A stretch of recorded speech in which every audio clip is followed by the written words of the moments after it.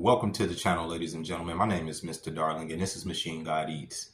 It's been nearly 2 months since I got off the street and got this place.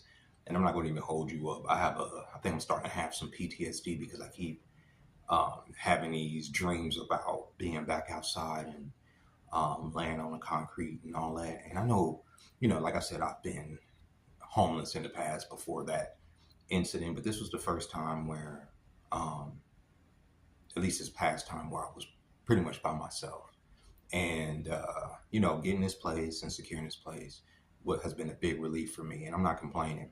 This place honestly feels like a mansion to me right now compared to where I was. And it's given me a deep, deep appreciation for the toilet and the tub because having access in the morning to a fucking toilet is one of those privileges that I think that we all take for granted, right? Because waking up in that field and having to go pee, or waking up in that field and having to take a shit and having to go to 7-Eleven and ask, can I use their bathroom, or having to try to make it to the gym, to use the bathroom there, and then, take a shower and all of that madness of shit. It's a lot of work. It's a lot of work, a lot of work.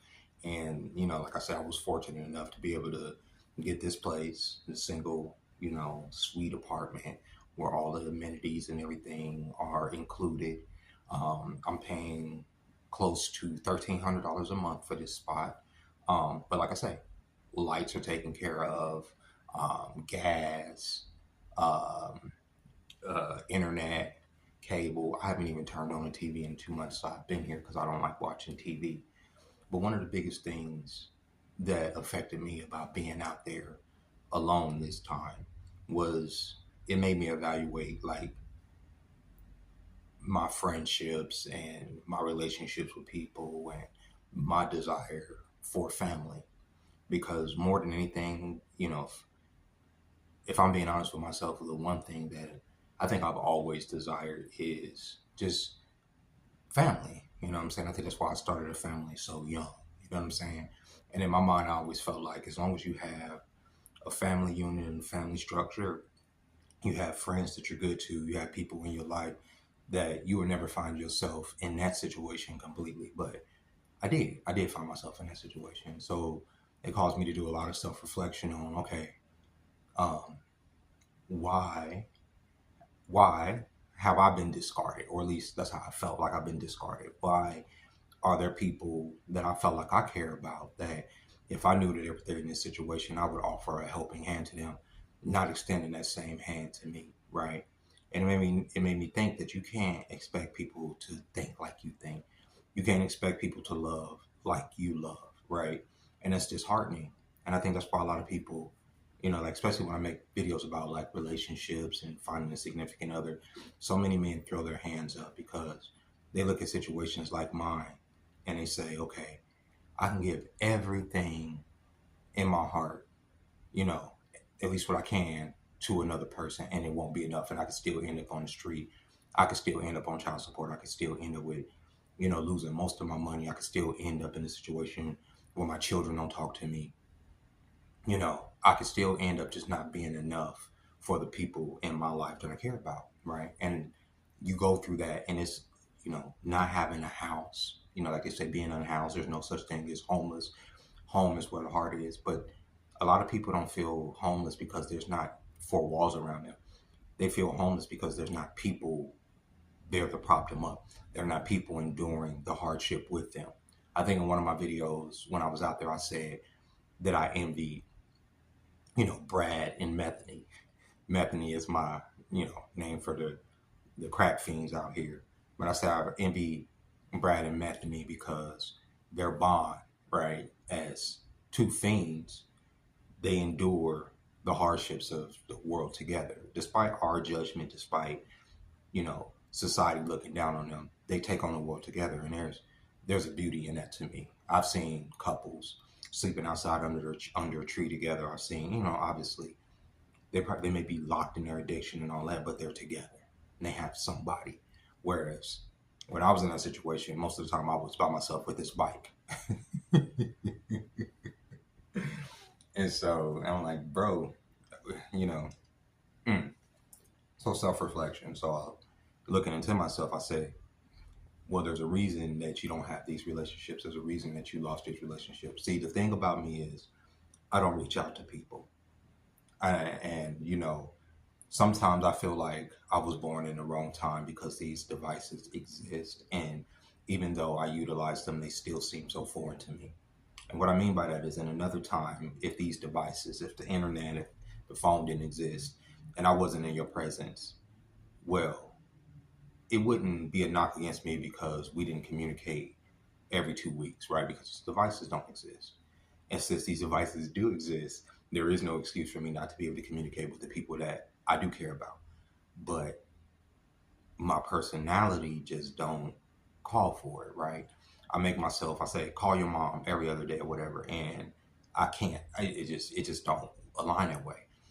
Last week I worked 9 days in a row, okay, 9 days straight, in order just to maintain this rent, okay, just to even. And there's nothing in the refrigerator, but I have been able to pay my rent. But 9 days in a row, right? And then when I get here, I want to get in creative headspace to create content and talk to my audience and, go through the comments and stuff, which I can barely fucking do. I wake up here at 5 o'clock. I have to be on the bus, which may or may not come by 6:30 to be on the other side of town, right? I go work out, get to work, do my job, get off around 4 or 5. Then I have to get back on the bus, get back over here. By the time I get over here, a lot of times it's about 6:37, and I still want to make content. I still want to be creative, and I still have to foster relationships, and that's just now. But throughout my life, it's always been like that. When I'm creating stuff, it's like, like I've mentioned before that I hyper focus, and then I just kind of forget that I have people in my life, right? And especially like if there's a significant other, that's a problem. She may want some dick and attention way more than I'm offering. You know what I'm saying? Especially being my significant other. But here I am stuck doing a cartoon for 7 days on working, then I don't think about it. So a lot of times my relationships are, I'm not as engaged or involved as I should be. You know what I'm saying? That's not just for romantic relationships. That's for all the relationships in my life. I'm not a communicator. You can send me a message and I'll read it and I'll leave you in red because I don't have anything legitimate to say to you and I don't want to blow smoke up your ass, Mm. I don't know when to text people back sometimes. In my past, there have been women that have pursued me and texted me, and then I text them back, and then they don't text me again. And I get confused, and I'm like, why the fuck did I even text? Like, who cares? Like, why would they even start a conversation with me if they don't, want me asking questions or want me engaging? So it's just like, whatever. But then here I am. I find myself in this situation lonely. You know what I'm saying? Like I said, I've been here 2 months. I haven't had a single visitor to this place. I'm not saying I need visitors or anything, but I don't know nobody. You understand what I'm saying? I have one friend out here that fucks with me, and that is all, and that's an ex. Anything other than that, I don't know people, you know what I'm saying? And even when people, like I've been invited places and I don't foster relationships very well, and that's my fault. So when I find myself on hard times like that, part of the PTSD is that I know I'm alone. I know that whatever hardship comes, I'm gonna have to deal with it alone. If I get sick and I die in here, I'm not gonna be discovered until staffing fucking discovers me. You understand what I'm saying?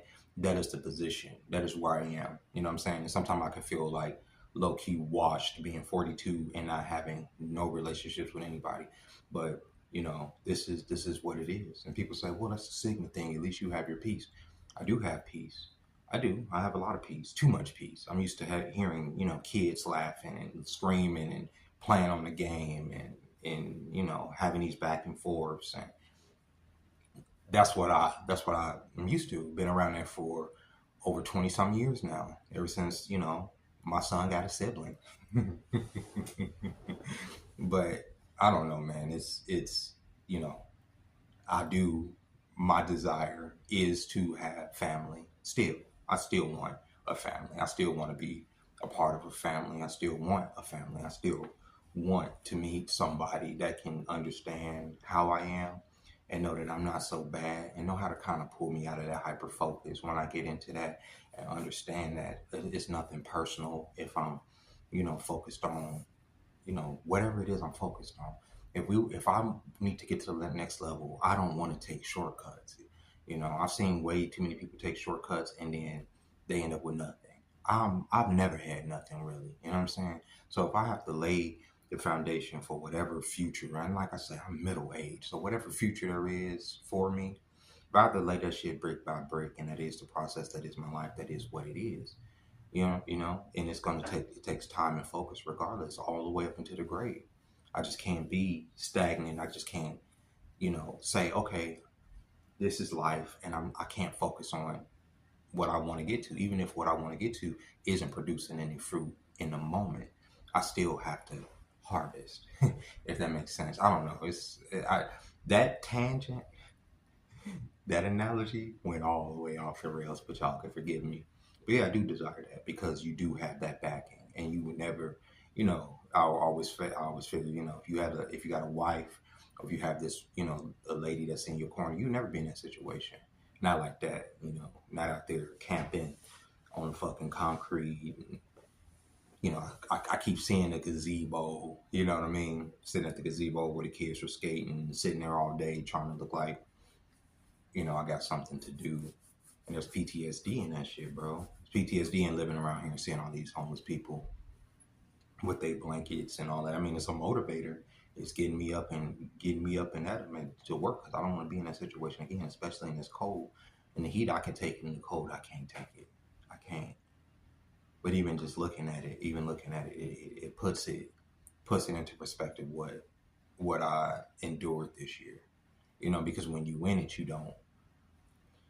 When you going through certain things, you don't have time to really think about it. So I was sleeping out there, and when I was getting up, and I wasn't thinking about it. I didn't sit there and think about that. I was thinking, man, I wish I had companions. I wish I had friends. I wish I had, you know, I wish I was important to my family. That's how I felt out there. I wasn't thinking about the situation. But then when you start thinking about the situation, and then I'm going through my phone, I'm seeing these videos that I had posted while I was out there, and it's like, fuck, you really were out there. You really were. You really were out there on the street sleeping on some motherfucking concrete.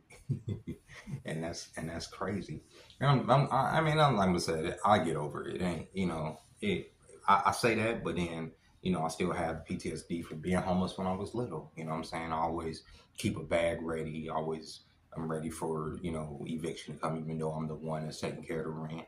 I'm always, low key paranoid that when I get here, this place ain't gonna be here for some reason. It's just something that's always exists. But it's even existed in, my relationships when I was in, solid relationships in the family. I still had that feeling in me only because of like being homeless from being younger, and you know what I'm saying, going, even out here, I've lived in suites out here and seeing all the people. They don't do it over here. The Pink Box brings donuts here for the people that live here, which is cool because you can go down there to the office and get um, Pink Box donuts for free.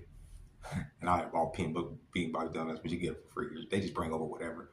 But at the other suite that I used to stay at when I first moved out to Vegas, the church will come out, and they still do. They I think it's like every Wednesday or no, every Sunday, and have like they give out all this food, and they have like these long ass lines and all that. So I'm gonna see if they have any freaking food lines over here, and I'm gonna freaking start putting some food up in this motherfucker. It's been 2 months. 2 months. I have one pot, one pan, one bowl, one plate, and a couple forks and spoons, and I have not yet used the stove. But I said I was gonna give y'all a little tour of the place, so let me do that real quick. All right, it ain't really nothing to it. There's my backpack. You know what I'm saying? They give you a standard lamp here. I don't know. I don't know if I got pink eye. What, my left eye's been giving me some issues, so I've been putting Visine in it. Got a little touch lamp that confused me the first night I was here. I forgot those even existed. I got my switch there, body cam. Here is the apartment itself. Yeah, I put lights everywhere because it's like way too dark in here at night. So I got these little light. I got that light right there so I can look in my closet, which I'm going to organize, and eventually I'm going to get like what do you call it? Like the little shelves and stuff to put in here, and then just stack stuff on here. This is not going to be looked that messy. Here's the kitchen where I park my bike. I'm gonna probably leave a little spot right there to put my bike to, but because it does fold. I bought a trash can a few days ago and a broom. You know, I've been combating the roaches, so I got rid of most of them for the most part. I keep my charger right there. I haven't used, like I said, I haven't used the stove at all, as y'all can see. Okay. here's my nutrition situation. Some water, some Arizona's, and a Rockstar. And Janie at work, the same lady that baked me the birthday cake, gave me those peppers. So got some peppers on that. Got some Chef Boyardee, some Popeyes sweet, and some barbecue sauce just in case. I bought this bag of chips the first night I came here so that my tummy wouldn't be, my stomach wouldn't be hurting. Here's my desk. Ignore all the paraphernalia. This is where I work. Don't judge me. I tried to take that down. It wouldn't let me. I hate that painting, especially in the background.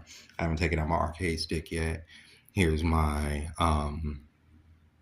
dresser. There's clothes in there. The TV that I don't use. And then my favorite part about this, which is worth the whole $1,300, the bathroom. All my toiletries, the shower, my favorite place on earth, my loofah. Boom, there you go. That's the tour. That's it. So if you've never been in a situation where you found yourself living outside, consider yourself lucky, because even when you are out of that situation, it will leave a little bit of mental trauma, you know what I mean? Even if you are in a safer neighborhoods, is what I said. If you can, like I did in that 2 months, I slept in the safer neighborhoods. That area that y'all saw that I slept in, I'll show y'all at the end of the video, was pretty safe. You know, that little embankment and stuff. It'll be in a video. But I kept away from other homeless people. I kept away, for the most part, from anything that would draw attention to me being homeless. That's why I had to storage, put my bags in there and all that stuff, and just moved around. Was up before, you know, people was up and at them. You know, usually I would get up around 4:30. That way when people started doing their little exercises and coming out, they wouldn't see me out there camped up. So by the time I would get up, it would still be dark. And yeah, that shit, that's crazy. That's crazy. So if you like this video was just a little venting video, a little ranting video. I just got a lot of stuff on my mind right now because I got the next 2 days off. So leave some comments in under this video, and I definitely get at y'all. Let me know what y'all think and everything. And until next time, ladies and gentlemen, I'll show y'all where I was sleeping right now. Bye-bye. Hey, y'all. I just wanted to show y'all this. That sunset. It's beautiful. This is actually the field that I sleep in at night, just so y'all will know. As y'all can see, there's an embankment, so people can't see me camping down in there. But yeah, that's what it looks like during the day. And let's see if we can get a good picture of the sunset. Hey, look at that. Look at those colors. It's beautiful, huh? I think so.